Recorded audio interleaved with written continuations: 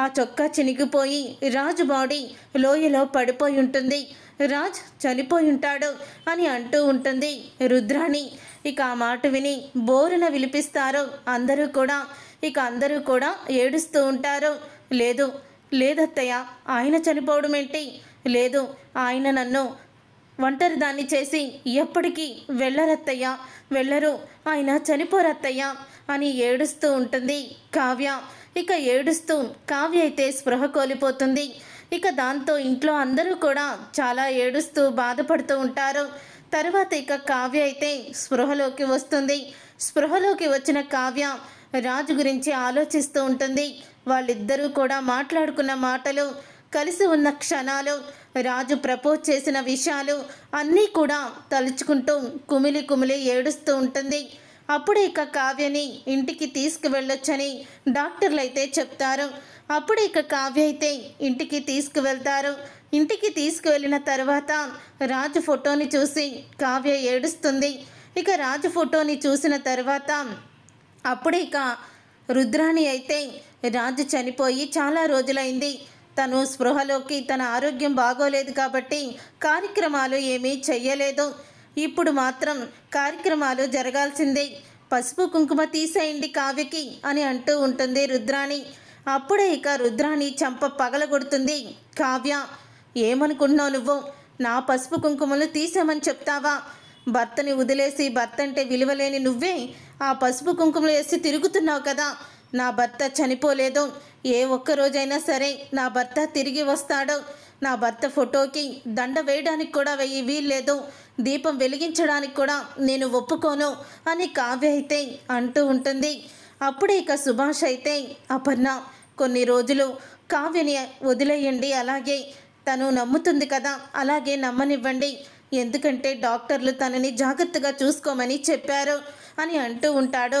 సుభాష్ అయితే ఆయన చనిపోలేదత్తయ్య, ఆయన మనల్ని వదిలి వెళ్ళరత్తయ్య, ఆయన ఒకవేళ బ్రతికి ఉండకపోతే నేనెలా బ్రతుకుంటానత్తయ్య, నేను కూడా చనిపోయేదాన్నే, నా ప్రాణం ఉందంటే ఆ ప్రాణం కూడా బ్రతికే ఉంటుంది అని అంటూ ఉంటుంది కావ్య. అప్పుడే అపర్ణ కూడా ఏడుస్తూ ఉంటుంది. కావ్య అలా మాట్లాడుతూనే స్పృహ కోల్పోతుంది. కావ్య అలా స్పృహ కోల్పోయిన తర్వాత ఇక అప్పుడే డాక్టర్ అయితే వస్తుంది. డాక్టర్ వచ్చి కావ్యని చెకప్ చేస్తుంది.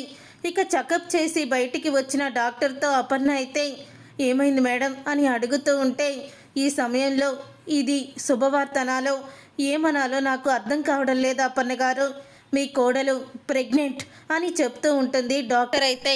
అప్పుడే అది విని ఒక్కసారి షాక్ అయిపోతూ ఉంటారు అందరూ కూడా. ఇక అపర్ణ అయితే చాలా ఏడుస్తూ ఉంటుంది.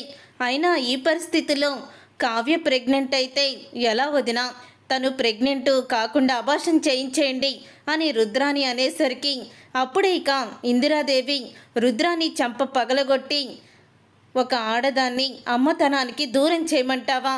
చిచ్చి, నీలాంటి పశువుని ఇంట్లో ఎలా పెట్టుకున్నాం కూడా అర్థం కావడం లేదు అని అంటూ ఉంటుంది ఇందిరాదేవి అయితే.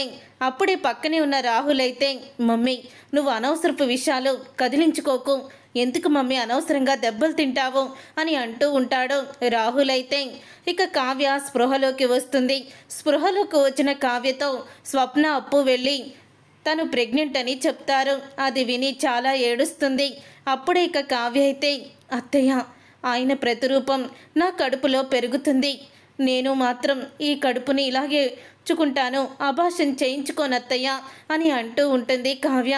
వద్దమ్మా, నువ్వు అబార్షన్ చేయించుకోవద్దు, నువ్వు నా కూతురు లాంటి దానివి అని అంటూ ఇక అపర్ణ అయితే కావ్యని పట్టుకొని ఏడుస్తుంది. అలాగా కొన్ని రోజులు అయితే అలా గడిచిపోతూ ఉంటాయి. అలా కొన్ని రోజులు గడిచిపోయిన తర్వాత కనకం అయితే వస్తుంది కావ్య దగ్గరికి. కనకం వచ్చి, ఈ పరిస్థితుల్లో నేను ఇలా రావాల్సి వస్తుందని అస్సలు అనుకోలేదు, అంతా బాగుంటే ఇంటికి వారసునిచ్చి మా కావ్య సీమంతం అంగరంగ వైభవంగా చేసేవాళ్ళు, కానీ ఇప్పుడు పరిస్థితులు తారుమారైపోయాయి, దాని జీవితం మొత్తం కూడా తిరగబడిపోయింది, కాన్పుకి మా ఇంటికి తీసుకువెళ్తాం వదినా అని అంటూ ఉంటుంది కనకమైతే. అప్పుడే ఇక అపర్ణ అయితే, చూడొదినా, కూతురు బాధ నువ్వు చూడలేకపోవచ్చు, నాకు నా కొడుకు దూరం అయిపోయాడు, నా కొడుకుని నా కోడల్లోనే చూసుకుంటున్నాను. దయచేసి నా కోడల్ని నా నుంచి తీసుకువెళ్ళకు వదినా అని బ్రతిమలాడుతుంది. అప్పుడే కావ్య అయితే, అత్తయ్య మీరు అలా మాట్లాడకండి అత్తయ్య, నేను మిమ్మల్ని వదిలి ఎక్కడికి వెళ్తాననుకుంటున్నారు, నేను ఎక్కడికి వెళ్ళనత్తయ్య అని అంటూ కావ్య కూడా అపర్ణతో అంటూ ఉంటుంది.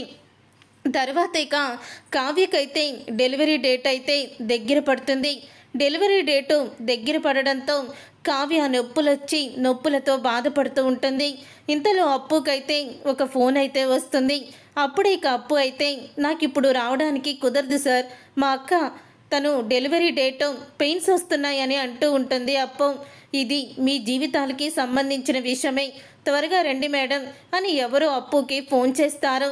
దాంతో ఇక అప్పు అయితే అలా వెళ్ళిపోతుంది. కావ్యని తీసుకొని హాస్పిటల్కి అయితే వెళ్తారు. ఇక కావ్యకి పండంటి మగబిడ్డ పుట్టాడని ఇక మగబిడ్డని తీసుకువచ్చి అపర్ణ చేతిలో పెడతారు. అప్పుడే అపర్ణ ఇక ఆ బిడ్డని చూసి మురిసిపోతూ ఉంటుంది. అత్తయ్య అచ్చం మన రాజులాగే ఉన్నాడు కదా అత్తయ్య అని అంటూ ఉంటే, ఆ భగవంతుడు నీకు నీ కొడుకుని దూరం చేసి మళ్ళీ మనవడి రూపంలో ఇచ్చినట్టున్నాడు అపర్ణ అని అంటూ ఇక అందరూ కూడా ఆ పిల్లాన్ని చూసి చాలా మురిసిపోతూ ఉంటారు. తర్వాత ఇక కావ్య కూడా బాబుని చూసి చాలా ఆనందపడుతూ ఉంటుంది. అలాగా మరుసటి రోజు ఇక అప్పు అయితే ఇంటికి వస్తుంది. కావ్యని కూడా ఇంటికైతే తీసుకొచ్చేస్తారు. అప్పుడు ఇక అప్పు రావడం చూసి కావ్య అప్పు అలా ఉండడం చూసి, ఏమైంది అప్పు అని అంటూ ఉంటే, ఏం లేదక్క, బావ బ్రతికే ఉన్నాడని నువ్వు చాలా నమ్మకంగా చెప్తున్నావు, కానీ ఇప్పుడు బావ లాంటి మనిషే ఈ ఊరికి ఒక డ్యాన్స్ ప్రోగ్రాంకి అయితే వచ్చాడు, అచ్చం బావలాగే ఉన్నాడక్క, నేను అనుమానం వచ్చి ఎంక్వైరీ చేశాను, తను అమెరికా నుంచి రీసెంట్గా వచ్చాడని అందరూ చెప్తున్నారు, కానీ అతన్ని చూస్తుంటే అచ్చం బావని చూసినట్టే ఉందక్క, నాకేమీ అర్థం కావడం లేదు అని అప్పు అయితే అంటూ ఉంటుంది. ఏం మాట్లాడుతున్నావే అప్పు నువ్వు అని అనగానే, అవునక్క నేను చెప్పేది నిజం, నువ్వు కూడా ఒకసారి చూడని ఫోన్ని చూపిస్తుంది. అప్పుడే అపర్ణ కూడా చూస్తుంది ఆ ప్రోగ్రాన్ని. అందులో రాజు అయితే డ్యాన్స్ వేస్తూ ఉంటాడు. ఆ వీడియోలో ఇక డ్యాన్స్ వేస్తున్న రాజుని చూసి, కావ్య మన రాజులాగే ఉన్నాడు కావ్య అని అపర్ణ అంటూ ఉంటే, అవునత్తయ్య అప్పు నేను ఆయన్ని ఒకసారి కలవాలి అని అంటూ ఉంటే, సరే అక్క ట్రై చేస్తాను అని అంటూ ఉంటుంది. అప్పు అయితే చూసారుగా ఫ్రెండ్స్, రాబోయే కథలో ఖచ్చితంగా ఇలాగే జరగబోతుంది. మరి ఇలాగే జరగాలని మీరైతే కోరుకుంటున్నారా? వీడియోని తప్పకుండా లైక్ చేసి ఛానల్ని సబ్స్క్రైబ్ చేసుకొని పక్కనే ఉన్న గంట సింబల్పై ఆల్ అని క్లిక్ చేయండి. అప్పుడే మేము పెట్టే ప్రతి వీడియో మీరు మిస్ కాకుండా చూసేవచ్చు.